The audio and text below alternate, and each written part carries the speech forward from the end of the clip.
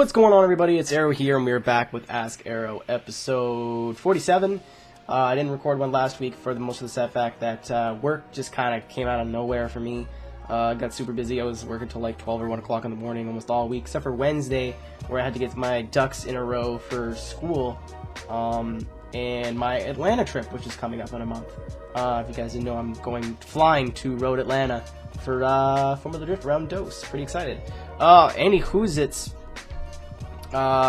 most of these are from last week. There's recycled from last week. So if you're wondering why your question didn't get answered, it's because it's here, sitting in front of me. So what is your opinion on, what are your plans for the Honda, my Accord? Again, I have to keep repeating it. Drive an 03 Accord V6 4-door. After you fix it, what are your plans, and what is your opinion, coilovers over airbags, or vice versa?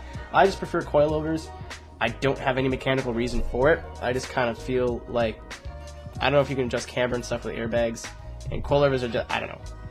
People say airbags are just as good on the track, but my gut says no, and I believe my gut. Though if your car is never going to see any track time, airbags clearly are the way to go, because you can raise and lower your car for speed bumps, and you don't have to get out and like take the wheels off and fucking and all this shit. I looked into it very briefly because I wanted to buy coilovers for the Honda. Then I realized I was never going to do that anytime soon, so I just haven't bothered looking. My plans for my Honda, I don't know yet. It's got quite a lot of kilometers on it. It's over 215,000 kilometers. So it's in the shit is about to start breaking window. So I might hold on to it for a bit and then sell it for something else. I'm actually looking for the same thing, but a 4-door. I'm looking for the same thing, but a manual instead of an automatic. Because you guys keep busting my balls about that. But I do love the car. Like, I love everything about it. it's at the time where I don't know if it'll be a smart investment to start putting thousands of dollars into it. Now, if I get the newer stick shift, same thing with less kilometers on it, it's gonna get lowered, not by much. That's why I kind of want coils, because it's adjustable. And if I do decide to take it on the track because it is a stick, you know, I could adjust anything I wanted, and I'll keep having no reason for liking coilovers more than airbags. But I was gonna get coils, a tint, not too much, like just legal. It's gonna be legal tint because I'm not a douche.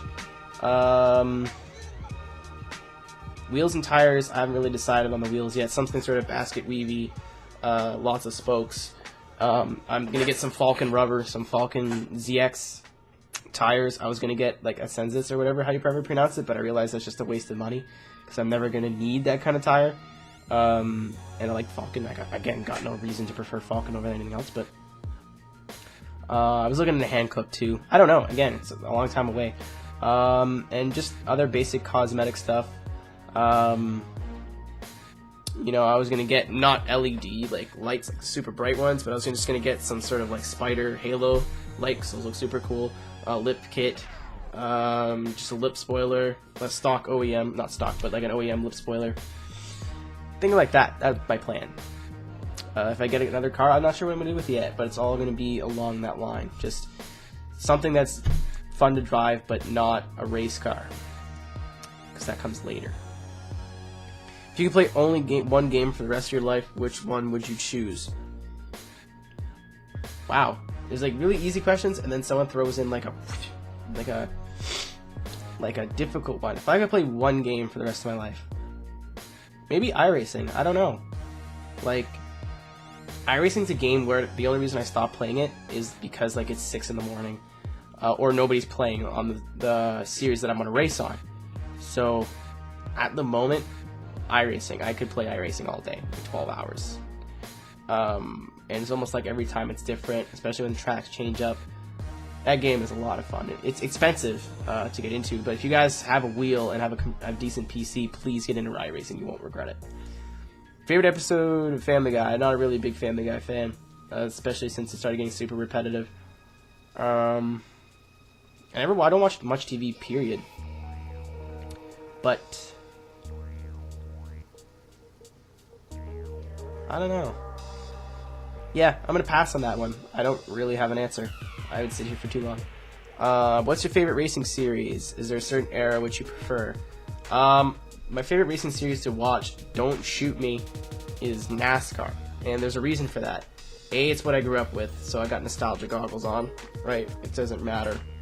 And B, even if it's only for like 5 laps, it has more intense racing. F1 is very, like, I can appreciate it now that I'm more of an adult and understand like the engineering behind it. But when I was a kid, I was growing up in the Michael Schumacher era. Just like people now are growing up in like the Sebastian Vettel area. It's just like, fuck, this fucking guy wins everything. That's no fun. I'd rather see, even if it is more boring, like the tracks, especially on road courses, NASCAR's a lot of fun to watch. Everybody running into each other. That's all it is. It's just a bunch of dumb rednecks splashing into each other and trying to turn right. It's hilarious, and I love it. But I do like to, I think if I had to choose a race to go to, it would be like a 24-hour race. Like touring cars. I just like the fact that it's still somewhat a car, and it's not like purpose-built for racing, like the GT style of cars. That's, if I had a choice right now and someone said, here's like an unlimited budget, what do you want to race? That would be it. And then like 80s F1 too is super interesting. I go back and watch that quite a bit. I was about to say Global Rallycross because I was watching a lot last night, but that's actually awful. It's so boring. It's like 3 laps. What the fuck can happen in 3 laps? Everyone just drives like an idiot and like smashes into everything, and it's so stupid. But yeah, BTCC is really interesting too. Again, I live in Canada. I don't live in the UK, so everything I watch is like via YouTube. But it seems like the best racing I've seen is in like BTCC and touring cars. Maybe not so much the endurance racing, but yeah, I'd have some sort of touring car series. I'd love, that's what I'd like. Choose 2JZ powered car limited to 35 miles per hour, or RB26 powered car with half the steering wheel gone. I could work with half the steering wheel. I prefer the 2JZ. But I'd prefer half steering. I could work with half steering wheel, as long as it's like sealed, you know, on the one side. I could get used to it. And they asked me on a scale of 1 to doobs. If you don't understand that, just watch my Midnight Club stuff, which is coming back. It's just I need to record it. I don't have time. Don't expect it to be released tomorrow. Scale of 1 to doobs. Rate the Street Stark RX-7. So if you guys don't know, this is like the Beard Life RX-7, I guess. I like it. There's nothing wrong with it. It's not my favorite car in the world, but I like it. If I had to rate it between 1 and 10, it'd be like a 7, I guess. It's not my cup of tea, but it's still a nice build, and I really appreciate it, and Hert's a fucking funny guy. So, Lamborghini or Ferrari? Lamborghini. Next! I don't prefer, you know, I still appreciate and like Ferraris. I just don't like all the chintz that comes with them. I guess from watching Top Gear UK, it's just like Lamborghini seem a little bit more balls to the wall and crazy, and I like that. What's the meaning of life? Beating kids and chucking skids. Next question. Nissan or Nissan? It's Nissan where I live, and that's how I'm pronouncing it. If you look it up in Wikipedia, it's pronounced Nissan. If you fucking listen to a Japanese person say it, Nissan. I'm not coming over there to tell you guys how to say it, so don't tell me how to say it either. We should just accept each other, and that's how some of us speak. Mitsubishi 3000 GTO drift build, please. Again, guys, this isn't the place to suggest cars to build, and the only reason I answered this question was to restate, please don't do that. Please don't do that. Oh, this is from the same guy, and it's spelt retarded. You like Chally, bruh? Of course you do. Everybody like Chally. Dodge for the win, bruh. So I guess he's asking if I like the Dodge Challenger. I like the older ones. The newer ones are fat and lazy. Next, how come your 240 from Progression has those vinyl groups and the paint job? Did you import them or how did you get them? The paint job is easy. You can paint matte cars in Forza 5. So I just painted it matte green and then used black squares to section off the front. And then everything else is just text. It's just text files. So like the ID, the I don't give a fuck or shit, or ID GAFOS on the roof is just like text. And then the EDM on the front too, I think there's an EDM on the front, is just text. More Forza 5. No, I hate it. But really, I don't hate Forza 5. I just don't like playing it, and I feel like the only slot it makes sense for is Friday. I'm building Drift to kill it. So, hey Aero, this is Corvette 213. It's Long Beach this weekend. I have a few questions for you. Who do you think has the best new livery this year? Alec Handel. I don't know how to pronounce his name properly. Super cool livery. Danny George has a super cool livery because I'm on it. I like Matt's Baribo's livery, even though it's a little plain. Maybe that's just me being biased, but gold in the net! Dave Briggs has a nice car.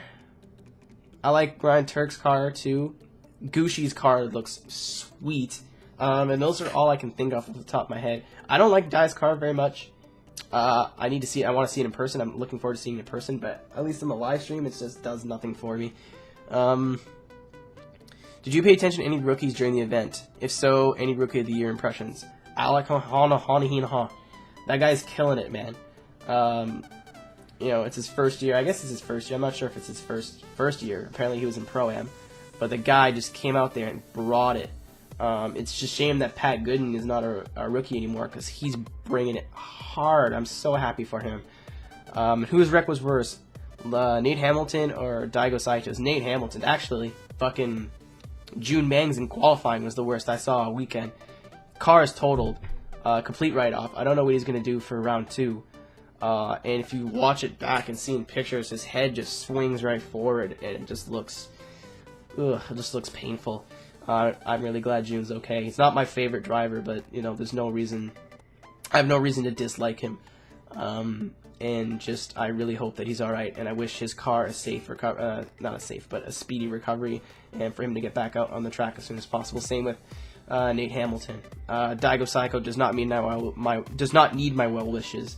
His car is going to be back. But yeah, that's Ask Aero this week. If you guys want to submit questions, please go to ask.fn/MrAeroHD. There is a link in the description if you would like to go find it. And you can submit questions anonymously. You can have your name or your YouTube username tagged onto it. I don't care. But thank you very much for watching, guys, and I will see you later.